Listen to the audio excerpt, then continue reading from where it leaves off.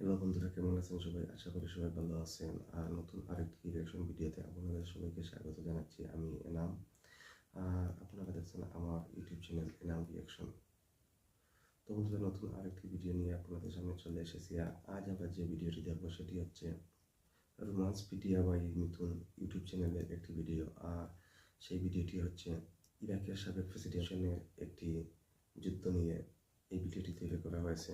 ভিডিওতে আসলে মূলত আলোচনা করা হয়েছে যে কেন কুয়েতে হেরেছিলেন তার যুদ্ধে, এই বিষয়টি নিয়ে আলোচনা করা হয়েছে। তো আমি মনে করি যে যারা বিশ্ব রাজনীতি এবং ইতিহাস এগুলো নিয়ে ভিডিও দেখতে পছন্দ করেন তাদের কাছে ভিডিওটি অবশ্যই ভালো লাগবে। তাছাড়া আমি মনে করি যে রাজনীতি সচেতন যারা আছেন সব মানুষেরই আসলে এইসব ভিডিও দেখা উচিত। তো বন্ধুরা, আমি আসলে কিছুটা ভূমিকা দিয়ে দিয়েছি, আমি আর ভূমিকা দিচ্ছি না। আমার মনে হয় যে আমরা ভূমিকা না দিয়ে মূল ভিডিওতে চলে যাওয়াই উচিত। তো আমি আর কথা বলাচ্ছি না, চলুন আমরা মূল ভিডিওতে চলে যাই। আর মূল ভিডিওতে যাওয়ার আগে আমি আরেকটি কথা বলে নিই, সেটি হচ্ছে আমি আজকে যে ভিডিওটি রিঅ্যাকশন করতেছি তো সেই ভিডিওটি আমি আমার এই ভিডিওর ডিসক্রিপশন বক্সে দিয়ে দিব, আপনারা চাইলে সেখান থেকে চেক আউট করে নিতে পারেন। তো আর কথা না বলে চলুন মূল ভিডিওতে চলে যাই। 2রা আগস্ট 1990 রাত প্রায় 2টো ইরাকি এয়ারফোর্স কুয়েতের উপর হামলা শুরু করে। একের পর এক বম্বিং কুয়েতের এয়ারফোর্স ধ্বংস হয়ে যায়। এরপরেই ইরাকের বিশাল সেনাবাহিনী আক্রমণ করে তার প্রতিবেশী দেশ কুয়েতের উপরে। আর মাত্র 12 ঘন্টার মধ্যে ইরাকি সৈন্যরা কুয়েতের রাজধানী দখল করে নেয়। আর এরপরেই শুরু হয় ইরাকি সৈন্যদের নারকীয়তা, লুটপাট, খুন, ধর্ষণ, কোনো কিছু বাদ যায় না। সাদ্দাম হোসেন ভেবেছিলেন কুয়েতকে ইরানের একটা প্রদেশ বানিয়ে তিনি তার সাম্রাজ্যকে আরো বিস্তৃত করবেন, কিন্তু আগামী 6 মাসের মধ্যে কুয়েতে এমন কিছু হয় যে সাদ্দাম হোসেনের সৈন্যরা যুদ্ধ জেতার পরেও তারা কুয়েত ছেড়ে পালিয়ে যেতে বাধ্য হয়েছিল। আর এর নেপথ্যে ছিলেন একজন গুপ্তচর যে সাদ্দাম হোসেনের সৈন্যদের রাতের ঘুম কেড়ে নিয়েছিল। বন্ধুরা, আমি বলছি কুয়েতের একজন মহিলা গুপ্তচরের কথা, যার নাম আসরার আল কাবান্দি। একজন সাধারণ মহিলা যে শুধুমাত্র একটা ফোন কল পেয়ে রাতারাতি নিজের জীবনের ঝুঁকি নিয়ে এই গুপ্তচরের কাজে নেমেছিলেন।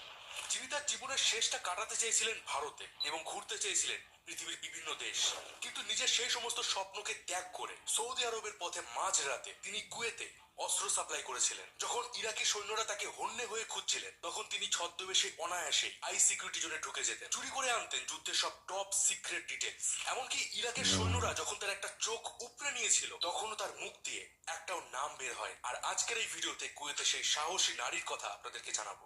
তবে জানলে হয়তো আশ্চর্য হবেন, এই যুদ্ধের মাত্র কয়েক বছর আগেই এই কুয়েত ইরাককে ইরানের বিরুদ্ধে যুদ্ধে সাহায্য করেছিল। তো প্রশ্ন হলো, সাদ্দাম হোসেন কেন হঠাৎ করে একটা বন্ধু দেশকে আক্রমণ করেছিল? তো বন্ধুরা, আমি রয়েছি মিঠুন আপনাদের সাথে। আজকের ভিডিওতে আলোচনা করব সাদ্দাম হোসেনের জীবনের সব থেকে বড় ভুল নিয়ে, যেটাকে আমরা গালফ ওয়ার বা কুয়েত ওয়ার নামে জানি। তো ভিডিওটা একদম শেষ পর্যন্ত দেখতে থাকুন, অনেক কিছু জানতে পারবেন।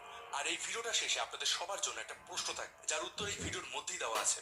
ইরাক কুয়েতে যুদ্ধ যেমন হয়েছে ঠিক তেমনই এখন সারা বিশ্ব জুড়ে নানা দেশে যুদ্ধ চলছে, যার কারণে বহু দেশ তাদের ডিফেন্স বাজেটকে অনেক ইনক্রিজ করে দিয়েছে। তবে এর ফলে ডিফেন্স সেক্টরে যে সমস্ত স্টকস গুলো রয়েছে সেগুলো কিন্তু এখন হাই টাচ করছে। কিন্তু স্টকে ইনভেস্ট করার জন্য একটা ব্রোকারেজ প্ল্যাটফর্ম খোঁজা ভীষণ দরকার, যেটা আপনার স্টক রিকমেন্ডেশনকে খুব এফিশিয়েন্ট করবে। এখন মার্কেটে কিন্তু অনেক ব্রোকারেজ প্ল্যাটফর্ম রয়েছে, কিন্তু তাদের ব্রোকারেজ ফি অনেকটা বেশি হওয়ায় আপনার প্রফিটের বেশ কিছুটা অংশ তাদের দিতেই চলে যায়। কিন্তু একটা জিনিয়াস ব্রোকার খোঁজা উইথ রাইট ফিচার, এটা কিন্তু ভীষণ কঠিন। আর লেমন এখানে আপনার কাজটাকে অনেক ইজি করে দেয়, যেটা অল ইন ওয়ান একটা ট্রেডিং এবং ইনভেস্টমেন্ট অ্যাপ, যেটা বিগিনার্স এবং এক্সপার্ট দুই ধরনের ট্রেডারদের জন্য বানানো হয়েছে। আপনার ফাইন্যান্সিয়াল ইয়ার 2025 কে আরো এক্সাইটিং বানানোর জন্য লেমন আপনাকে একটা স্পেশাল অফার দিচ্ছে। 31 মার্চ 2025 অবধি স্টক, মিউচুয়াল ফান্ড এবং ফিউচার এন্ড অপশনে জিরো ব্রোকারেজ লাগবে। আপনি একটা ব্রোকারেজ ফ্রি ফাইন্যান্সিয়াল ইয়ারের মজা নিতে পারবেন, তাও আবার কোনো ধরনের হিডেন চার্জেস ছাড়া। এই অ্যাপ্লিকেশনের ইন্টারফেস খুবই ইজি এবং সিম্পল, আর এটা ইউজার ফ্রেন্ডলি, যেটা ট্রেডিং এবং ইনভেস্টমেন্টকে অনেকটা ইজি বানায়। এনাদের টপ অ্যানালাইসিস রেটিং সেকশন থেকে আপনি বাই এবং সেল রিকমেন্ডেশন পেয়ে যাবেন। এই অ্যাপ্লিকেশনে ইনভেস্ট ইন সেক্টর অপশন থেকে ডিফারেন্ট সেক্টরের স্টক দেখতে পাবেন। এই ফিচারগুলো আপনাকে টেকনোলজি, হেলথ কেয়ার, ফিনান্স এবং এনার্জি সেক্টরে ইনভেস্ট করার জন্য ফ্লেক্সিবল বানায়। স্টার্ট করুন আপনার investing journey with lemon application. অ্যাপ্লিকেশনের লিংক আমি ডিসক্রিপশন এবং কমেন্টে পিন করে দিচ্ছি, আপনারা অবশ্যই চেক করুন। 5 আগস্ট 1990 মাঝরাত, এই দিন আসরার আল কাবান্দি মাঝরাতে তার বাড়ি ছেড়ে বেরিয়ে যান। যাওয়ার সময় তিনি তার পরিবারকে বলে যান যে তিনি কুয়েত ছেড়ে চলে যাচ্ছেন, আর যদি কেউ তার খোঁজ করে তাহলে যেন তাকে তারা বলে দেয় যে আসরার গত 2 থেকে 3 বছর বাড়িতে আসেনি। 31 বছর বয়সে এই আসরার একজন কম্পিউটার এক্সপার্ট ছিলেন, কিন্তু সে জানতো আজ সে যে কাজ করতে যাচ্ছে তাতে শুধুমাত্র সে না, তার পরিবারও বিপদে পড়তে পারে। এমনকি যদি সে ধরা পড়ে যায়, তাকে এত পরিমাণ টর্চার করা হবে যে তার পরিবার তার চেহারা দেখে চিনতে পারবে না। কিন্তু তারপরেও আসরার সেদিন বাড়ি থেকে বেরিয়েছিল। কিন্তু প্রশ্ন হলো, সেদিন আসরার কোথায় যাচ্ছিল? সাদ্দাম হোসেন কুয়েতে আক্রমণ করার সাথে সাথে ইরাকি খুবই সৈন্যরা কুয়েতে ইন্টারেস্টিং। হত্যালীলা শুরু করেছিল। যুদ্ধ শুরুর সাথে সাথে কুয়েতের আমির তার পরিবার সহ আগে থেকেই সৌদি আরবে আশ্রয় নিয়েছিল। আর আচ্ছা। সৌদি আরবের তাইফ থেকে কুয়েত সরকার তাদের এক্সাইল গভর্নমেন্ট চালাচ্ছিল। কিন্তু কুয়েতের রাজ পরিবারের বেশ কিছু সদস্য যারা তখনও কুয়েতে ছিল বা কুয়েতের সরকারে যারা যারা উঁচু পদে ছিল, এবার তাদেরকে খুঁজে খুঁজে মারতে শুরু করে এই ইরাকি সৈন্যরা। ওপেন রাস্তায় দাঁড় করিয়ে গুলি করা, গণকবর দেওয়া, ধর্ষণ করা, এক কথায় তাদের সামনে যেই বাধা হয়ে দাঁড়াচ্ছিল তারা সবাইকেই হয় টর্চার করছিল, নয়তো জেলে ভরে তারপর গুলি করে মেরে ফেলছিল।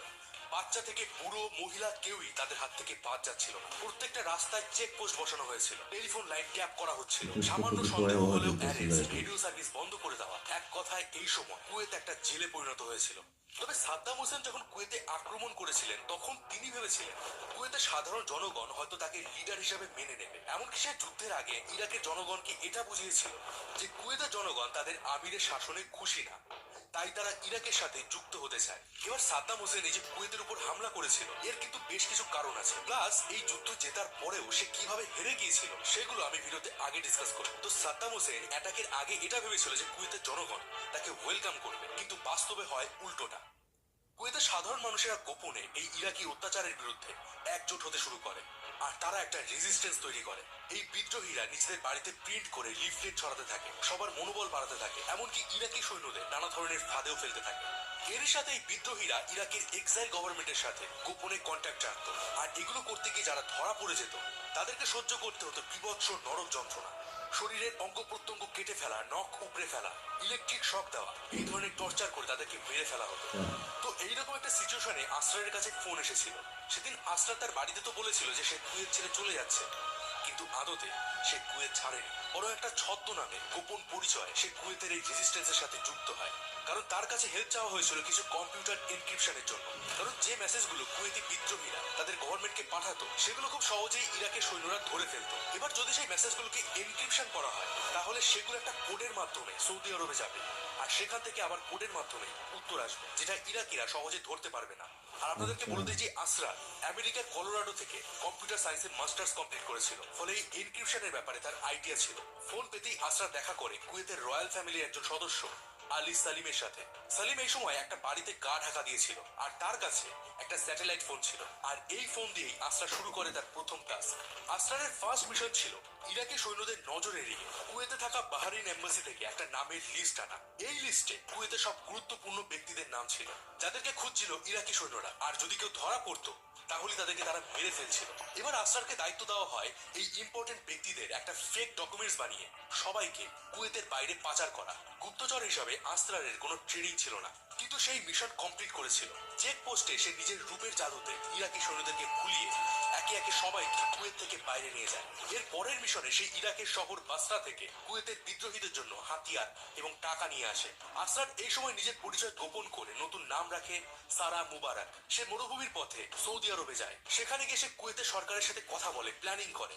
আবার ফেরার পথে নিজের সাথে করে সে অস্ত্র নিয়ে আসে। আসরার রাতের অন্ধকারে লুকিয়ে ইরাকি সৈন্যদের ফাঁদে ফেলে তাদের কমিউনিকেশন যন্ত্রগুলোকে খারাপ করে দিত। কুয়েতে যাদের উপর ইরাকি সৈন্যরা নজরদারি রাখতো তাদের ফেক ডকুমেন্টস বানিয়ে দিত। এমনকি সে প্রায় 65 জন বিদেশি নাগরিককে একটা বাড়িতে আশ্রয় দিয়েছিল, আর নিয়মিত তাদের জন্য টাকা এবং খাবারের ব্যবস্থা করত। এরই মধ্যে আসরার খোঁজ পায় মিনিস্ট্রি অফ সিভিল ইনফরমেশনের বিল্ডিং এ কুয়েতের কিছু গোপন তথ্য আছে, আর এগুলো যদি কোনোভাবে ইরাকি সৈন্যদের হাতে পড়ে তাহলে কুয়েতের অনেক বড় ক্ষতি হবে। আসরার বুঝে যায় যে তাকে কি করতে হবে। কিন্তু এই বিল্ডিং ইরাকি সৈন্যদের দিয়ে খুবই কড়া গার্ড দেওয়া ছিল, আর ওখানে যাওয়া প্রায় অসম্ভব ছিল। উল্টে ততদিনে আসরারের নাম ইরাকি সৈন্যদের হাতে চলে এসেছিল। তারা জায়গায় জায়গায় চেক পোস্টে লোকজনকে আসরার এবং সারা নামে এক মহিলার খোঁজ খবর করছিল। আসরার এই সময় একজন ইন্ডিয়ান মহিলা পরিচারকের ছদ্মবেশে ওই বিল্ডিং এর ভিতর ঢোকে, আর সেই ইনফরমেশনের হার্ড ডিস্ক গুলো চুরি করে নিয়ে আসে, আর সেগুলোকে পাচার করে দেয় সৌদিতে থাকা কুয়েতি অফিসে। আসরার এই সময় মাঝে মধ্যে ইরাকি সৈন্যদের গাড়িতে যুদ্ধ বম অনেক সেট করে কৌশল। রাখতো, আর তাতে ইরাকের বেশ কিছু সৈন্য মারাও গিয়েছিল। ইরাকি সৈন্যরা কুয়েতে হামলার পর কুয়েতের সেন্ট্রাল ব্যাংক থেকে প্রায় $1 বিলিয়ন লুট করেছিল। এবার আসরারের উপর দায়িত্ব পড়ে ওই ব্যাংকে থাকা গ্রাহকদের ডিটেলস ইরাকি সৈন্যদের হাত থেকে বাঁচান। শুধু কিন্তু এই না, ইরাকি সৈন্যরা সে সময় কুয়েতে যে বর্বরতা করছিল, যে নৃশংসতা করছিল, আসরা সেই ছবি তুলে সারা বিশ্বের সংবাদ মাধ্যমগুলোর কাছে পৌঁছে দিত, যাতে ইন্টারন্যাশনালি কুয়েতের স্বাধীনতার জন্য সব দেশগুলো এগিয়ে আসে। আর সত্যি বলতে কিন্তু সাদ্দাম হোসেনের বিরুদ্ধে যুদ্ধ ঘোষণা করতে এই ছবিগুলো ভীষণভাবে হেল্প করেছিল। এমনকি আসরারই প্রথম ছিলেন যিনি জানতে পেরেছিলেন যে ইরাকের সৈন্যরা কুয়েতের তেলের খনিগুলোতে ফসফরাস মিশিয়ে বিস্ফোরণ ঘটাতে চায়, আর তার হাতে সেই লিস্টও চলে আসে যে অয়েল ফিল্ডগুলোকে ইরাকের সৈন্যরা টার্গেট করেছিল। কিন্তু প্রশ্ন হলো, আসরারের শেষ পরিণতি কি হয়েছিল? সে কি দেখতে পেয়েছিল তার দেশকে আবার স্বাধীন হতে? সেই বিষয় বলার আগে চলুন দেখে নিই যে সাদ্দাম হোসেন ঠিক কি কারণে কুয়েতের উপর এই হামলা করেছিল। 22শে সেপ্টেম্বর 1980 সকাল 5টায় সাদ্দাম হোসেনের কথায় ইরাকের এয়ারফোর্স ইরানের এয়ারফিল্ডে হামলা করে। এর ফলে শুরু হয়েছিল ইরান এবং ইরাকের দীর্ঘমেয়াদী যুদ্ধ। এই সময় ওয়েস্টার্ন কান্ট্রিগুলো ইরাককে সব দিক থেকে সাহায্য করছে, কিন্তু 8 বছর ধরে টানা যুদ্ধের পরেও কোনো দেশই এই যুদ্ধে জিততে পারেনি। আর এই যুদ্ধ নিয়ে আমি অলরেডি ইরাক সিরিজের প্রথম ভিডিওতে ডিসকাশন করেছি। আপনারা যদি সেই ভিডিওটা দেখতে চান, ডেসক্রিপশন বক্সে লিংক দেওয়া আছে, এই ভিডিওটা দেখার পর সেই ভিডিওটা দেখবেন। তো ইরানের সাথে এই যুদ্ধের ফলে ইরাকের অর্থ ব্যবস্থা ভেঙে পড়েছিল। ইরান ইরাক যুদ্ধে ইরাক পুরোপুরি নিঃস্ব হয়ে যায়। এদিকে যুদ্ধে ইরানকে হারাতে না পারায় ইরাকের সঙ্গে সৌদি আরব এবং কুয়েতের সম্পর্ক খারাপ হয়ে যায়। এবার কি হয়, এই দেশগুলো যুদ্ধের সময় ইরাককে টাকা পয়সা দিয়ে অনেক হেল্প করেছিল, তারা এবার সেই টাকা ফেরত চাইতে শুরু করে। ইরাকের অবস্থা এমনিতে শোচনীয় ছিল, ফলে ওই ঋণ মেটানো ইরাকের পক্ষে কোনোভাবেই সম্ভব ছিল না।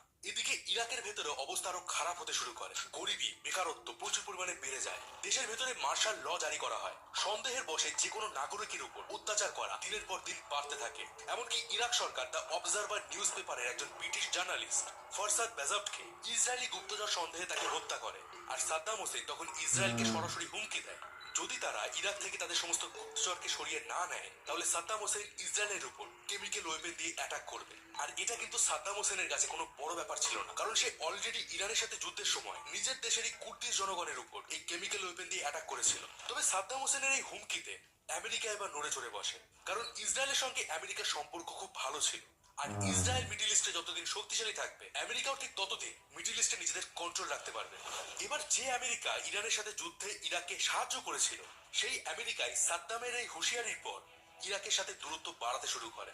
ইরানের সাথে যুদ্ধের সময় ইরাক বেশ কিছু দেশ থেকে প্রায় $60 বিলিয়ন ঋণ নিয়েছিল, যার মধ্যে প্রায় $16 বিলিয়ন তারা কুয়েত থেকে এবং $20 বিলিয়ন সৌদি আরবের থেকে নিয়েছিল। যুদ্ধে হেরে যাওয়ার পর ইরাকের অর্থনীতি যেহেতু ভেঙে পড়েছিল, তাই সাদ্দাম হোসেন সৌদি আরব এবং কুয়েত সরকারকে চিঠি লেখে এবং তাদের এই ঋণ মুকুব করে দেওয়ার জন্য অনুরোধ করে। কিন্তু কোনো দেশই ইরাকের কোনো অনুরোধের পাত্তা দেয়নি। অথচ ভেবে দেখুন, ইরানের সাথে যুদ্ধের সময় এরা সবাই কিন্তু ইরাককে উস্কানি দিয়েছিল, আর যুদ্ধে হেরে যেতেই এই দেশগুলো তাদের টাকা ফেরত দেওয়ার জন্য ইরাকের উপর প্রেসার দিতে থাকে। এবার এই পরিস্থিতি থেকে বেরোনোর জন্য সেই সময় ইরাকের অয়েল মিনিস্টার ইসাম আল ছালাবি ওপেক দেশগুলোর কাছে যায়। এবার প্রশ্ন হচ্ছে, এই ওপেক কি? দেখুন, ওপেকের ফুল ফর্ম হলো organisation of petroleum exporting country. দেখুন, বিশ্বের যে সমস্ত তেল উৎপাদনকারী দেশগুলো রয়েছে, তারা তেলের বাজার ঠিকভাবে মেনটেন করার জন্য, কখন কত দাম থাকবে, সেই তেল কত টাকায় বিক্রি হবে, এগুলো নির্ধারণ করার জন্য ওপেক নামে একটা সংস্থা তৈরি করেছিল। আর ইরাক, সৌদি আরব, কুয়েত সহ আরো বেশ কিছু দেশ এই ওপেকের মেম্বার। এই সময় ইরাক ওপেক কান্ট্রিগুলোর কাছে তেলের প্রোডাকশন কম করার জন্য একটা রিকোয়েস্ট করে, যাতে মার্কেটে তেলের চাহিদা বেড়ে যায় এবং এতে তেলের দামও বেড়ে যাবে। ফলে তেল বিক্রি করে ইরাকের অর্থনীতি খুব তাড়াতাড়ি আবার চাঙ্গা হয়ে যাবে। সেই সময় তেলের দাম ব্যারেল প্রতি মাত্র $1 কমলেও ইরাকের বছরে প্রায় $1 বিলিয়ন ক্ষতি হচ্ছিল। ফলে ইরাক চাইছিল যে কোনো প্রকারে তেলের দাম বাড়াতে, আর সেটা একমাত্র সম্ভব ছিল তেলের প্রোডাকশন কম করে। কিন্তু কুয়েত ইরাকের এই প্ল্যানে জল ঢেলে দেয়। কুয়েতের কাছে পুরো পৃথিবীর 10% অয়েল রিজার্ভ আছে। এই সময় কুয়েত ইরাকের কথা না শুনে প্রচুর পরিমাণে ক্রুড অয়েল প্রডিউস করতে শুরু করে, আর এতে ইন্টারন্যাশনাল মার্কেটে কাঁচা তেলের দাম আগের থেকে আরো কমে যায়, আর দাম গিয়ে দাঁড়ায় ব্যারেল প্রতি মাত্র 7 থেকে 8 টাকা। আর ইরাকের কাছে এটা একটা দুঃস্বপ্ন হয়ে দাঁড়িয়েছিল। আর এই সময় ইরাক কুয়েতের উপর একটা অ্যালিগেশন চাপায়। সাদ্দাম হোসেন বলেন, যে সময় ইরাক ইরানের সাথে যুদ্ধ করছিল, তখন কুয়েত ইরাকের বর্ডারের কাছে থাকা রুমালিয়া তেলের খনি থেকে স্লান্ট ড্রিলিং করে ইরাকের তেল চুরি করেছিল। আর সাদ্দাম হোসেনের দাবি যে কুয়েত তাদের দেশ থেকে প্রায় $2.5 বিলিয়ন মূল্যের তেল চুরি করেছিল, আর এর জন্য সাদ্দাম হোসেন এবার কুয়েতের কাছ থেকে ক্ষতিপূরণ দাবি করেন। তবে এই রুমালিয়া তেলের খনিতে যে ওয়ার্কাররা কাজ করত, তাদের দাবি এই এলাকায় স্লান্ট ড্রিলিং মানে আড়াআড়ি ভাবে ড্রিল করা সম্ভব না। কুয়েতের সাইড ঢালু হওয়ায় অটোমেটিক্যালি ইরাকের তেল কুয়েতের সাইডে চলে যায়। আর এটাও বলা হয় যে সাদ্দাম হোসেন কুয়েতের উপর মিথ্যা আরোপ চাপাচ্ছে। এবার ইরাক এবং কুয়েতের মধ্যে সিচুয়েশন এমন জায়গায় গিয়ে দাঁড়ায়, একে তো কুয়েত ইরাকের কাছে তাদের দেওয়া ঋণের টাকা ফেরত চাইছিল, অন্যদিকে ইরাক যে সেই টাকা শোধ করবে তার জন্য তেলের প্রোডাকশনও কুয়েত কম করছিল না। অন্যদিকে সাদ্দাম হোসেন এটাও বলে যে কুয়েত তাদের দেশ থেকে তেল চুরি করছে। এরই মধ্যে সাদ্দাম হোসেন আরো একটা কাজ করেন, তিনি ইরাকের জনগণের মধ্যে একটা ন্যারেটিভ বিল্ড করার চেষ্টা করেন। তিনি বলেন ব্রিটিশ শাসনের আগে কুয়েত একটা সময় ইরাকেরই অংশ ছিল, তাই আমাদের উচিত কুয়েতকে আবার ইরাকের সাথে যুক্ত করা, আর কুয়েতের জনগণও নাকি এটাই চায়। এরপরেই আসে সেই ঐতিহাসিক দিন 1990 সালের 2রা আগস্ট। সেদিন রাত 2টোর সময় ইরাকের বাহিনী কুয়েতের উপর হামলা করে। ইরাকের সেনাবাহিনীর সামনে কুয়েতের বাহিনী একদিনও টিকতে পারেনি, আর মাত্র 12 ঘন্টার মধ্যে ইরাকি আর্মি কুয়েতের পার্লামেন্ট দখল করে নেয়। বিশ্বের বাকি দেশগুলো কিছু বুঝে ওঠার আগে ইরাকের আর্মি কুয়েতকে পুরোপুরি দখল করে নিয়েছিল।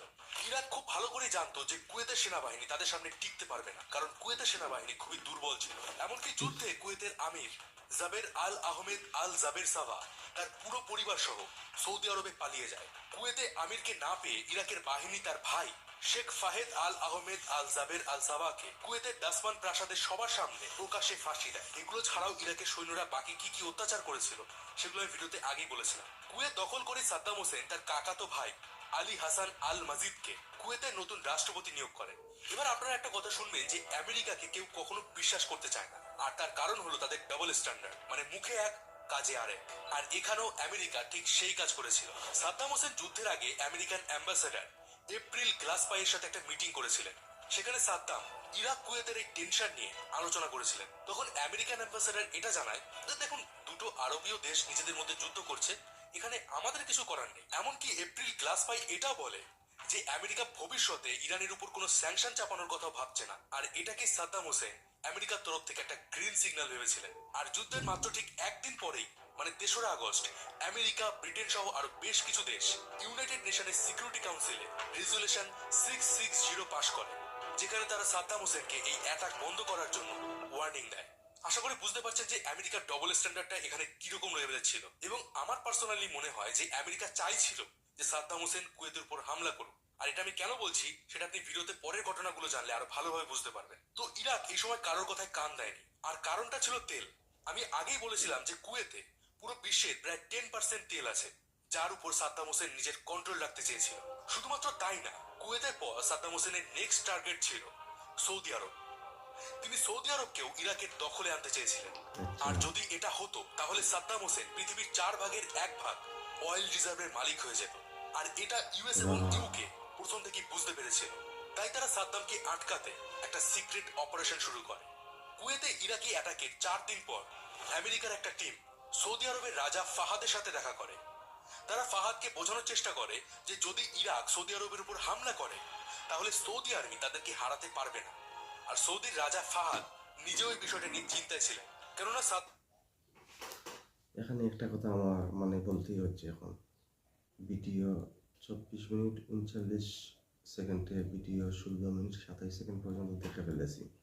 এতটুকু দেখার পরে আমার যেটি মনে হচ্ছে সেটি, তাহলে সাদ্দাম হোসেন মধ্যপ্রাচ্যে খুবই শক্তিশালী একজন নেতা হয়ে যাচ্ছিলেন, এটা ভেবেই কি তাহলে সাদ্দাম হোসেনকে শেষ করার প্ল্যান করেছিল আমেরিকা?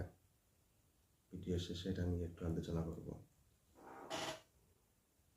সাদ্দাম হোসেন অনেক আগে থেকেই সৌদি আরবের বেশ কয়েকটা অয়েল রিজার্ভ নিজেদের কন্ট্রোলে নিয়ে নিয়েছিল। এবার নিজের দেশকে বাঁচানোর জন্য কিং ফাহাদ আমেরিকান আর্মিকে সৌদি আরবের এয়ার স্পেস ইউজ করার জন্য পারমিশন দেয়। এরপর ইউনাইটেড নেশন ইরাকের উপর ইকোনমিক স্যাংশন লাগিয়ে দেয়, আর রেজুলেশন 665 পাশ করে ইরাকের জলপথকে ব্লক করে দেয়। সৌদি আরব আর কুয়েতকে ইরাকের হাত থেকে বাঁচানোর জন্য ইউনাইটেড নেশন কোয়ালিশন ফোর্স নামে একটা আলাদা আর্মি ফোর্স রেডি করা হয়, যেখানে ইজিপ্ট, সিরিয়া, আমেরিকা এবং ইউকে সহ মোট 39টা দেশের আর্মি যুক্ত ছিল। আর এই আর্মিকে লিড করার দায়িত্ব দেওয়া হয় আমেরিকাকে। 29 নভেম্বর 1990 ইউএনএসসিতে আরো একটা রেজুলেশন পাশ করা হয়, রেজুলেশন 670, যেখানে সাদ্দাম হোসেনকে আগামী 6 সপ্তাহের মধ্যে, মানে 15 জানুয়ারির মধ্যে কুয়েত থেকে তার আর্মি সরিয়ে নিয়ে কুয়েতকে স্বাধীন করে দিতে বলা হয়।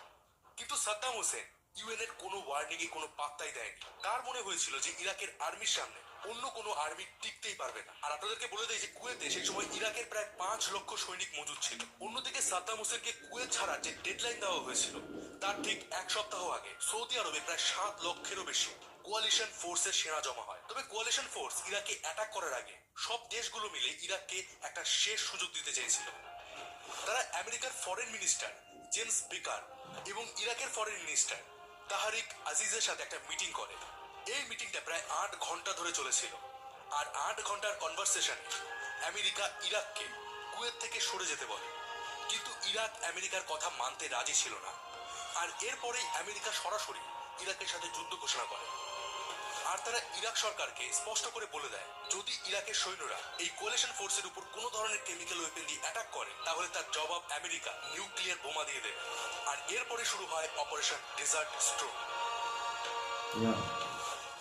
1991 সালের 15 জানুয়ারি ইউএনএসসির দেওয়া ডেডলাইন এক্সপায়ার হয়ে যায়। আর এরপরেও কেটে যায় টানা 2 দিন। সাদ্দাম হোসেন ভাবে যে হয়তো ইউএনএসসি তাদের উপর কোনো অ্যাটাক করবে না, কিন্তু ঠিক 2 দিনের মাথায় 17 জানুয়ারি কোয়ালিশন ফোর্সের এয়ারক্রাফট ইরাক এবং কুয়েতের সীমানায় ঢুকে লাগাতার বম্বিং করতে শুরু করে। কোয়ালিশন ফোর্সের বিরাট বোমা বর্ষণের জবাব দেওয়া ইরাকের ফোর্সের জন্য মুশকিল হয়ে দাঁড়ায়। এরপর কোয়ালিশন ফোর্স ইরাকের ক্যাপিটাল বাগদাদকেও টার্গেট করে, আর সেখানেও তারা লাগাতার অ্যাটাক চালায়। তারা প্রথমে ইরাকের রাডার এবং কমিউনিকেশন সিস্টেমকে ডিস্ট্রয় করে দেয়। এরপর টার্গেট করা হয় মিলিটারি স্টেশন, পাওয়ার হাউস, এগুলোকেও তারা ধ্বংস করে দেয়। এতে কোয়ালিশন ফোর্স ইরাকের আর্মিকে একেবারে পঙ্গু করে দিয়েছিল। আর ঠিক এই সময় সাদ্দাম হোসেন সব দিক থেকে আটকে পড়েছিলেন। আর তিনি এই জাল থেকে বেরোনোর জন্য এবার তার তুরুপের তাস খেলেন। সাদ্দাম এবার ইসরায়েলের উপর মিসাইল দিয়ে হামলা শুরু করেন। এবার ইসরায়েল হলো আমেরিকার বন্ধু দেশ। আবার এই যে কোয়ালিশন আর্মি ইরাকের উপর অ্যাটাক করছিল, এর মধ্যে কিন্তু অনেকগুলো মুসলিম দেশ ছিল। তারা আবার ইসরায়েলকে অপছন্দ করত। তো সাদ্দাম হোসেন ভেবেছিল, যদি সে ইসরায়েলের উপর অ্যাটাক করে আর ইসরায়েল যখন তার পাল্টা জবাবে ইরাকের উপর অ্যাটাক করবে, তখন এই মুসলিম দেশগুলো ইসরায়েলের উপর অ্যাটাক করতে শুরু করবে। আর ইভেনচুয়ালি তারা আমেরিকার বিপক্ষে চলে যাবে এবং এই যুদ্ধে সাদ্দাম হোসেন জিতে যাবে। কিন্তু সাদ্দাম হোসেনের শেষ চালটাকেও মাটি করে দেয় আমেরিকা। আমেরিকা ইসরায়েলকে ইরাকের উপর কোন রকম অ্যাটাক করতে বারণ করে দেয়, কারণ আমেরিকাও সাদ্দামের প্ল্যানিংটাকে ধরে ফেলেছিল। আর ইসরায়েলের উপর তারা চাপ দিয়ে কোন রকম পাল্টা আক্রমণ করতে বারণ করে। সাথে ইসরায়েলের সেফটির জন্য আমেরিকা বেশ কিছু এয়ার ডিফেন্স সিস্টেম তাদের দেশে ডিপ্লয় করে দেয়। ইসরায়েলের পথ বন্ধ হতেই সাদ্দাম হোসেন আবারও একটা নতুন প্ল্যানিং করে। তিনি একদল ইরাকি সৈন্যকে সৌদি আরবের দিকে অ্যাটাক করার জন্য এগোতে বলেন, কিন্তু কোয়ালিশন ফোর্স আর তাদের এয়ার ফোর্স অনেক বেশি থাকায় ইরাকের আর্মি হার মানতে বাধ্য হয়। আর অন্যদিকে কোয়ালিশন ফোর্স তখনও লাগাতার বাগদাদে অ্যাটাক চালিয়ে যাচ্ছিল। এবার সাদ্দাম হোসেন পিছু উঠতে শুরু করে, কিন্তু ফিরে যাওয়ার সময় সাদ্দাম হোসেনের সৈন্যরা কুয়েতের প্রায় 600টা তেলের খনিতে আগুন লাগিয়ে দেয় আর সেগুলোতে বম সেট করে সেগুলোকে ধ্বংস করে দেয়, যাতে কুয়েত স্বাধীন হলেও তাদের অর্থনীতি ভেঙে পড়ে। কিন্তু সাদ্দামের এই সিদ্ধান্ত গোটা পৃথিবীর পরিবেশের জন্য খুব খারাপ প্রভাব পড়েছিল। এই সময় পুরো কুয়েত দেখে মনে হচ্ছিল যেন সেটা আগুনে পুড়ছে। চারিদিকে ছিল কালো ধোঁয়া, যার কারণে কোয়ালিশন ফোর্সের এয়ারফোর্স ইরাকের সৈন্যদের উপর বম্পিং করতে পারছিল না। এরপর 24শে ফেব্রুয়ারি কোয়ালিশন ফোর্স গ্রাউন্ডে নেমে যুদ্ধ শুরু করে এবং ইরাকের আর্মিকে কুয়েত থেকে বের করে দেয়। 1991 সালের 27শে ফেব্রুয়ারি সাদ্দাম হোসেন তার ইরাকের আর্মিকে কুয়েত থেকে ইরাকে ফেরত চলে আসতে বলেন, আর জর্জ বুশ ঘোষণা করেন যে কুয়েত এখন স্বাধীন। এই যুদ্ধের পর ইরাকের ইকোনমি একেবারে তলানিতে এসে পৌঁছায়। আর এখনো পর্যন্ত ইরাকের একটা বড় জনসংখ্যা সাদ্দাম হোসেনের এই ভুল সিদ্ধান্তের পরিণাম ভোগ করে চলেছে। ইভেন আপনি যদি সাদ্দাম হোসেনের ডাউনফলকে লক্ষ্য করেন, তাহলে দেখতে পাবেন যে এই যুদ্ধটাই সাদ্দাম হোসেনের জীবনে সব থেকে বড় ভুল সিদ্ধান্ত ছিল। তবে সাদ্দামের জায়গায় যদি আপনি নিজেকে রেখে দেখেন, তার সামনে যে সিচুয়েশন গুলো ছিল, সেই মতে কুয়েতের উপর হামলা করাটা সাদ্দামের জন্য ভীষণই গুরুত্বপূর্ণ ছিল।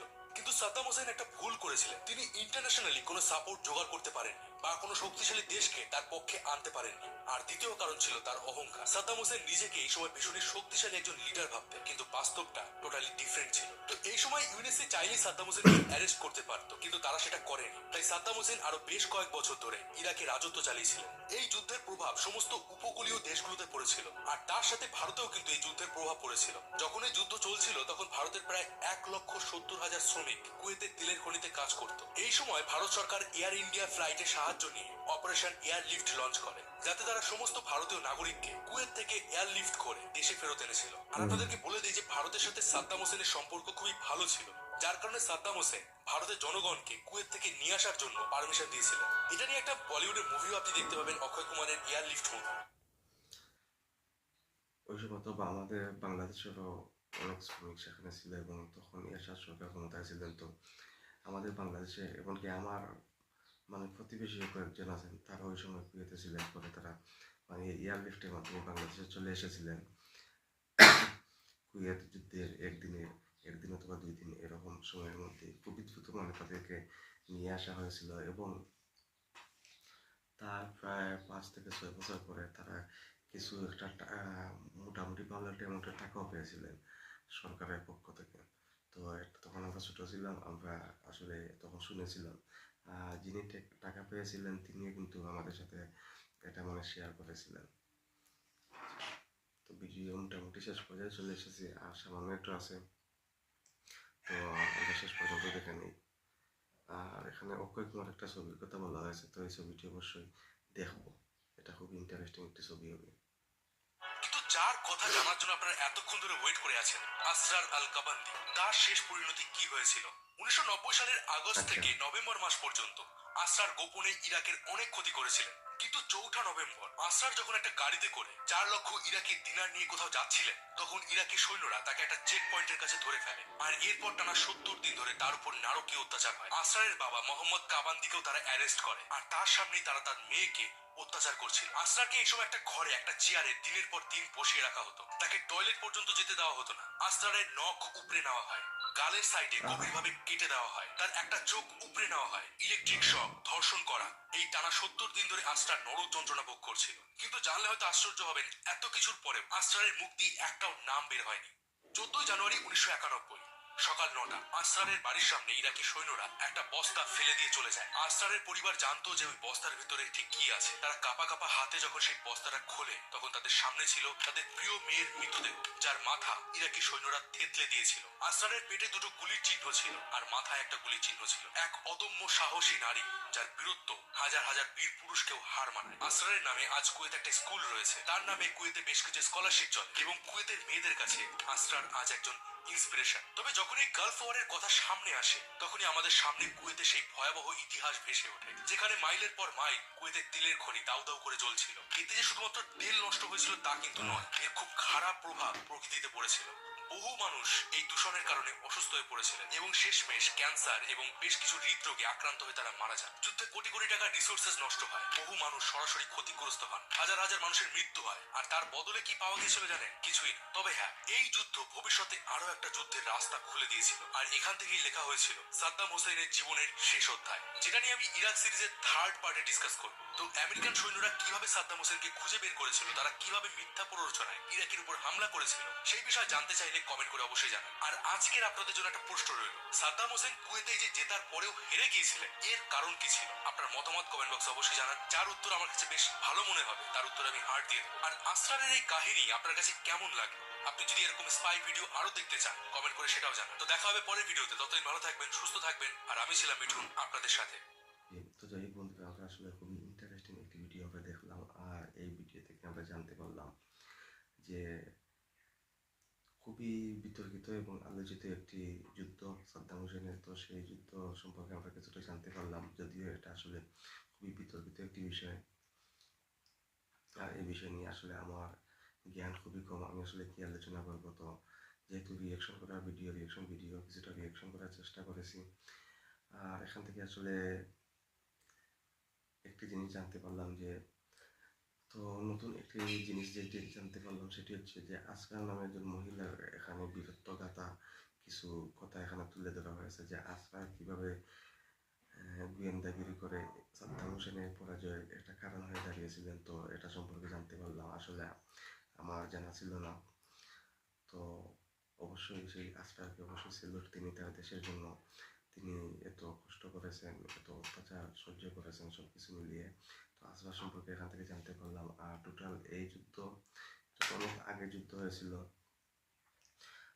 সাদ্দাম হোসেন আসলে তিনি বেশ কয়েকটি যুদ্ধ করেছেন তার জীবনে। তো সেই কুয়েত যুদ্ধ, বিশেষ করে তার সেই যুদ্ধগুলোর মধ্যে কুয়েত যুদ্ধ অবশ্যই খুবই মানে আলোচিত একটি যুদ্ধ। তো যাই হোক, আসলে শেষ পর্যন্ত তার ইরাককেও কিন্তু আমেরিকা অ্যাটাক করেছিল, এবং সেখানেও বেশ বড় যুদ্ধ এবং দীর্ঘদিন যুদ্ধ হয়েছিল। আর সেখানেও প্রচুর মানুষ, কিন্তু সাধারণ মানুষ হতাহত হয়েছিলেন। এটা তো 2002 সালের দিকে শুরু হয়েছিল। তারপরে তো সাদ্দাম হোসেনকে ফাঁসিও দিয়েছিল আমেরিকা। সেটা খুবই দুঃখজনক যে সাদ্দাম হোসেনকে যেদিন ফাঁসি দেয় সেটা ছিল মুসলমানদের ঈদুল আজহার দিনে সাদ্দাম হোসেনকে ফাঁসি দেওয়া হয়েছিল। তো যাই হোক, সব কিছু মিলিয়ে আসলে আমি কথাটাই বলবো যে আসলে কোনো যুদ্ধই কাম্য নয়, কোনো যুদ্ধই আসলে যুদ্ধ ভালো না। যুদ্ধ আসলে সব মানব জাতির জন্য আসলে খুবই ক্ষতিকর, এবং যে দেশে যুদ্ধ হয় সেই দেশের শিশু থেকে শুরু করে সব ধরনের মানুষ ক্ষতিগ্রস্ত হয়। তাছাড়া যে দেশ যুদ্ধ করে তারও কিন্তু অর্থনৈতিকভাবে অনেক ক্ষতি হয়, যেটা আমরা এই ভিডিওর মাধ্যমে কিন্তু ইরাকেরও আমরা অবস্থাটা আমরা দেখেছি।